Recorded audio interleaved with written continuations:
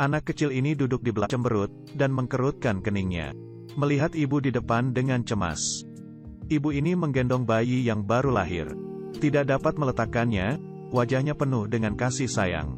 Ada air mata di sudut mata anak kecil itu. Untuk mengerti pelukan ibu itu. Pernah menjadi miliknya. Lalu tidak lama ayahnya masuk ke mobil. Lalu ayah dan ibunya sama saja. Matanya hanya tertuju ke bayi yang baru lahir.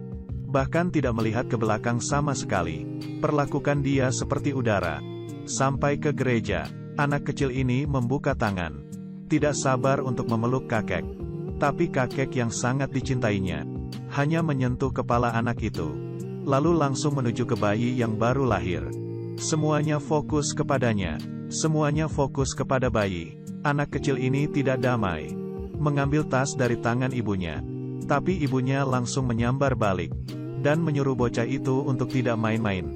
Bocah itu sedih. Dia hanya ingin melihat foto-fotonya saat bayi. Ibu itu dengan marah memberi foto itu kepada anaknya. Bocah itu menoleh lalu berkata kepada neneknya, "Lihat, betapa lucunya aku waktu bayi." Tidak diduga, nenek itu menuduh anak itu. Ternyata jari anak itu merusak fotonya. Ketika ibunya mendengar itu, dia langsung memarahi anak itu karena mengaca. Anak laki-laki itu melemparkan foto itu ke ibunya. Kecewa lalu pergi. Setelah beberapa lama, semua orang melihat bayi yang baru lahir. Mendoakannya. Hanya anak laki-laki itu berdoa. Meminta ibu yang baru. Setelah pulang ke rumah, anak itu memandangi adik perempuannya yang mengambil ibunya. Menjadi marah. Mendorong kereta bayi itu dengan kejam. Ibu datang lalu memarahi anak itu. Apa yang membuatnya gila hari ini? Anak itu menjawab bahwa dia meminta pada bayi itu. Ingin mengirimnya pergi. Ibu itu marah. Beraninya kamu menjadi anak seperti ini. Kamu bagaimana bisa memperlakukan keluargamu seperti ini? Langsung mengabaikan anak itu. Berbalik untuk menghibur bayi yang menangis. Anak itu sangat kecewa. Dia sedih. Tamu di seluruh rumah, termasuk orang tua. Tidak ada seorang pun yang peduli ke anak ini. Dia berjalan ke meja yang penuh dengan kue-kue. Memilih satu lalu memasukkan ke dalam mulut. Tapi kuenya tidak seenak yang dulu. Setelah memakannya, dia langsung memuntahkannya. Tiba-tiba seseorang di depan pintu memanggil namanya. Anak itu keluar dan ternyata dia adalah seorang kurir. Ngomong-ngomong adanya kurir. Kemudian keluarlah seseorang wanita cantik. Sepertinya ibu baru anak itu. Ternyata anak itu baru sadar. Anak laki-laki itu memperkenalkannya ke orang tua. Wanita itu adalah ibu barunya. Ibunya bertanya ke anak itu, "Apakah kamu mau digantikan oleh ibu baru?" Anak laki-laki itu berkata, "Jangan khawatir. Hanya saja punya ibu baru. Anggota keluarganya baru saja bertambah. Bukan untuk menggantikan ibu. Seperti memiliki bayi lagi di dalam keluarga." Ayah sangat jelas senang memiliki istri. Orang-orang di rumah juga sangat senang. Dunia itu tiba-tiba menjadi ajaib. Anak itu memiliki ibu baru, dan sang suami juga memiliki istri baru. Seperti orang tua yang melahirkan anak kedua. Hanya sang ibu yang berpikir ini aneh. Kemudian ibunya sepenuhnya digantikan ibu baru. Anak laki-laki itu tidak lagi mengemis cinta dari sang ibu. Tapi dipeluk lembut oleh ibu baru. Ibunya benar-benar marah. Mengeluh pada suami. "Aku adalah ibu dari anak-anak." Suami itu menghibur istrinya. Berkata bahwa dia belum beradaptasi dengan ibu barunya di rumah. Sama seperti orang tua yang menghibur seorang bayi. Anak laki-laki itu memberi ibunya sebuah buku. Buku psikologi tentang menerima ibu baru. Lalu membuat ekspresi mengejek, berbalik dan pergi. Ibu benar-benar marah, sering meneriaki anaknya, untuk mengusir ibu baru itu. Anak itu mendominasi.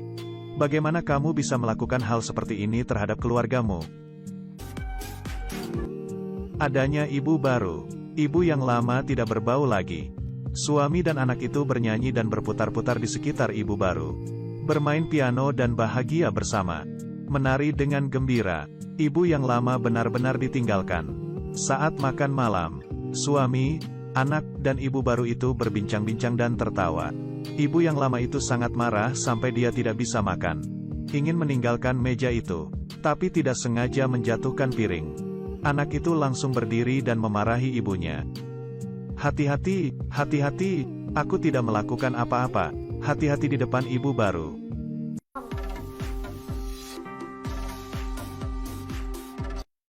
Hatinya benar-benar pecah. Ibu lama itu memanfaatnya ketidakhadiran anak dan suaminya. Ingin membalas dendam ke ibu barunya. Tapi dilihat oleh anak laki-laki itu. Meneriaki ibunya lagi. "Jangan pikir aku tidak melihat itu. Saya sudah tidak kuat olehmu. Jangan berbicara ke ibumu seperti itu. Ada masalah apa denganmu? Aku ingin kamu meninggalkan ibu barumu. Aku tidak meminta, aku menyuruhmu. Dia adalah keluargamu sendiri. Bagaimana kamu bisa tega?" Ibu baru tidak hanya memenangkan hati anak dan suaminya. Bahkan dia juga mengambil hati bayi yang baru lahir. Memberi makan bayi kecil. Ibu lama itu bergegas pergi untuk mengeluh bahwa wanita itu sudah merampok anak-anak. Tapi suaminya juga berkata bahwa ibu barunya itu juga merupakan bagian dari keluarga. "Tidak peduli kamu suka atau tidak dapat diubah. Tidak bisakah kamu belajar berbagi dengan ibu baru?" Malam hari pada saat tidur, suami tidur bahagia di tengah kasur. Memutar tubuh ke samping, memandang ibu yang baru dengan kasih sayang. Ibu yang lama ingin berbicara dengan suaminya. Tapi suaminya menyuruhnya diam. Tidak dapat mengganggu ibu baru.